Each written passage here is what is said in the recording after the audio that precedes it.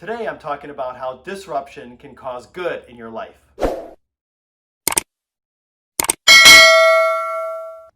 In my last video, I talked about the difference between interruption and disruption. Interruption is a positive thing in our life. Interruption causes an immediate course correction. Think of driving down the road and you get a flat tire. You get out of the car, you change that tire, and then you get right back on the road. That's an interruption. Think of a disruption like this. You're driving down the road and lightning strikes the tree, it falls in the middle of the road, and you come to a screeching halt. Well, after you get over your immediate sense of panic, you have some choices to make.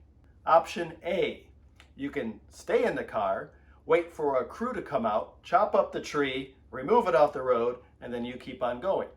Option B, you can pivot and go into the ditch and try to go around the tree and then back up on the road and keep on going.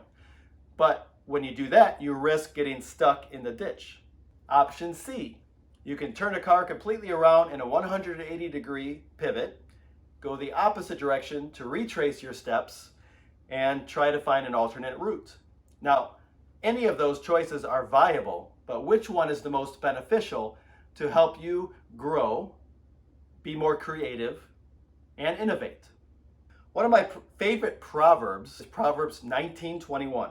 Many are the plans in the mind of a man, but it is the purpose of the Lord that will stand.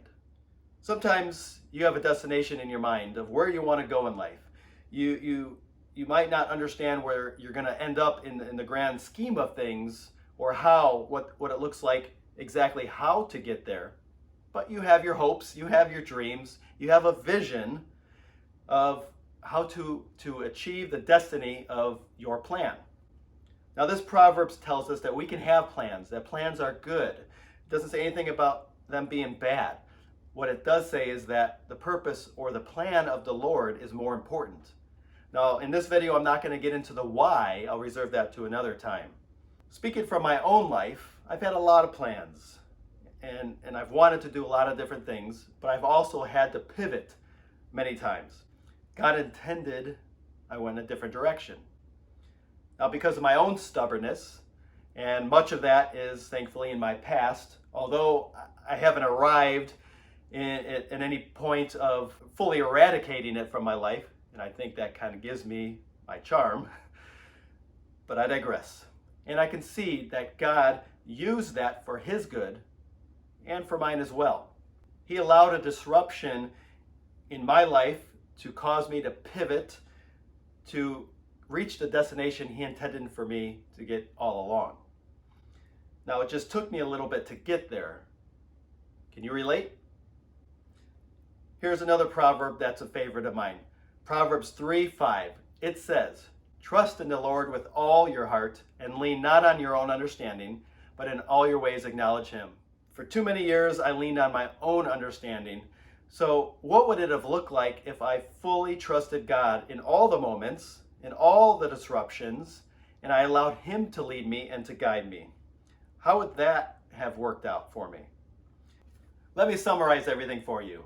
When you're driving down the road and lightning strikes a tree and it falls into the street, pivot away from that tree. Don't focus on the tree. Pivot around it. Go away from it. It might cause you to take a little bit longer to get where you need to be, but eventually you'll get there. When life puts a disruption in front of you, you have a decision to make. But I can tell you, in most cases, pivoting is the best decision. During that time, we learn precious lessons of how to grow and adapt.